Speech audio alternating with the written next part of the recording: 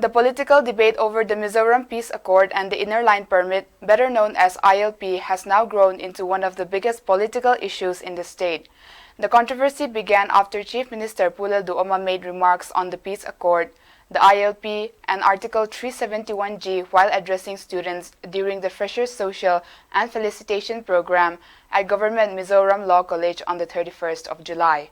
Now both the opposition and several organizations have stepped up pressure on the government. On Tuesday, the 4th of August, the Mizo National Front held a joint meeting of its National Core Committee, Political Affairs Committee, and party MLAs at the MNF House in Aizol. After the meeting, the party accused the Chief Minister of making what it described as incorrect and dangerous statements about the 1986 Mizoram Peace Accord and the ILP. The party demanded that the Chief Minister publicly withdraw his remarks and apologize before the 15th of August. It also warned that if no action is taken, stronger protest programs including a statewide ban are being considered. MNF President Mizoram Thanga is also expected to address the media on Thursday regarding the issue. The political pressure did not end there. The Mizoram Pradesh Youth Congress Committee staged a symbolic Ponfen protest at Vanapa Hall on Tuesday, where they held up a poster of Chief Minister Pulel Duoma wearing a skirt. Congress leaders alleged that the Chief Minister's remark had weakened the importance of the peace accord and Mizoram's constitutional safeguards under the Inner Line Permit system. They demanded that he apologize within this week, saying the comments had hurt public sentiment. The Mizoram Pradesh Congress Committee also released a separate statement. The party argued that the 1986 Peace Accord was an agreement involving the Government of India, the Government of Mizoram, and the Mizo National Front, not simply an agreement between the MNF and the central government. The Congress further stressed that Article 371G and the Inner Line Permit remain two of the strongest legal protections for Mizoram's identity, culture, and land rights, and said they should never be weakened in any way. This latest political confrontation follows criticism made on Monday by senior MNF leader Puton Luya and the Peace Accord MNF Returnee Association. Both accused the Chief Minister of presenting an inaccurate account of the Peace Accord and undermining its historical significance. With reactions continuing from political parties and civil society organizations, this issue is expected to remain at the center of Mizoram's political discussion in the days ahead. Security agencies have made one of the biggest arms seizures seen in Mizoram in recent months. The operation took place yesterday morning in Lunglei district. At around 8 a.m., police officers from Tingsai police station were carrying out routine vehicle checks at Tuiphaile between Tingsai and Koshi when they intercepted a maxicab traveling from Terlun towards Lunglei. During the detailed search, officers recovered 7 AK-47 assault rifles along with 2,050 rounds of live ammunition hidden inside the vehicle. Police immediately arrested all three occupants. They have been identified as 42-year-old Lalratfeli from Tanmari 3 in Lunglei, 30-year-old Lalung Nema, who identified himself as a resident of Leisen in Myanmar, and the driver, 27-year-old Mesaklel Vensanga from Terlun. The three accused were produced before Lunglei court. Police estimate the seized weapons and ammunition have a market value of around Rs 45.25 lakhs. Investigators believe each rifle was intended to be sold for approximately Rs 5 lakhs. A case has been registered under the Arms Act as well as Foreigners Act, and investigations are continuing to determine where the weapons come from and who was meant to receive them. The Guwahati High Court has upheld the Mizoram government's decision to cancel a controversial recruitment process under the Sericulture Department, bringing an end to a case that has attracted public attention for several months. The recruitment was announced on the 17th of February 2025 for 4 demonstrator posts. Out of 55 participants, 41 candidates were accepted while 14 applications were rejected. Written examinations were conducted on the 8th and 9th of April, followed by interviews on the 7th of May. Appointment orders were issued the very next day. However, after the recruitment process, the Mizo Zirlai poll raised allegations of irregularities.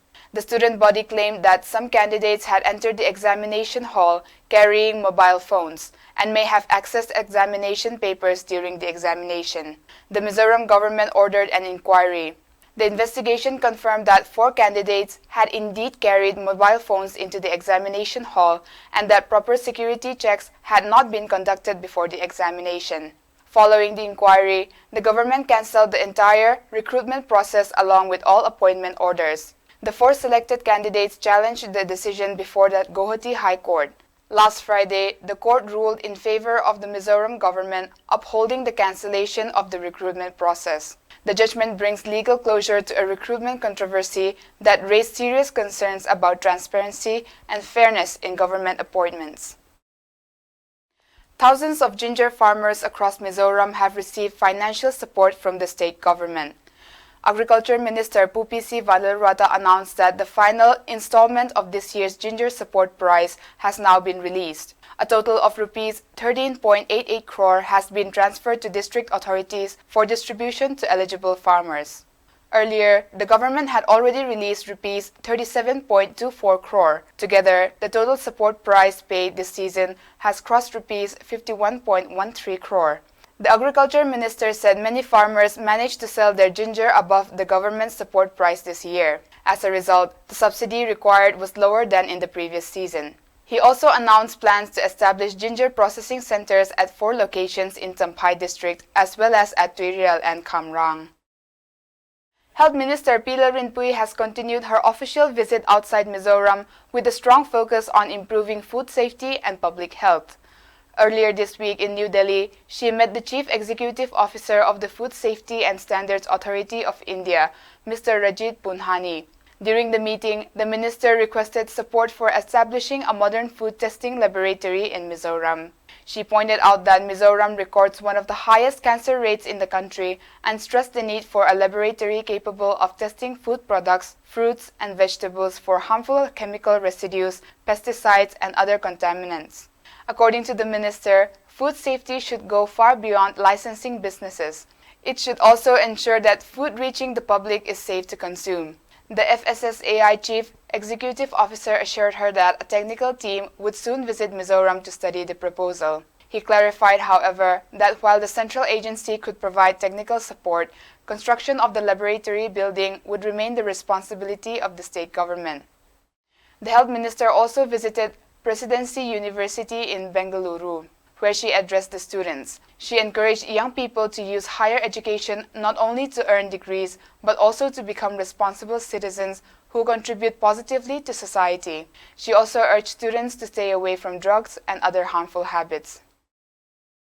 The Mizoram government has begun reviewing the safety and aging school buildings following growing concerns over structural damage. Today, Animal Husbandry and Veterinary Minister and Aizawl South 1 MLA Pusila Soyvunga led a joint inspection of Government Central Higher Secondary School at College Veng and Upper Republic SSA Model School in Aizawl. The inspection followed directions issued yesterday by the Aizawl Deputy Commissioner. Officials from the Disaster Management and Rehabilitation Department, Public Works Department, Geology and Mining Department, School Education Department, and local councils were asked to assess the condition of the buildings.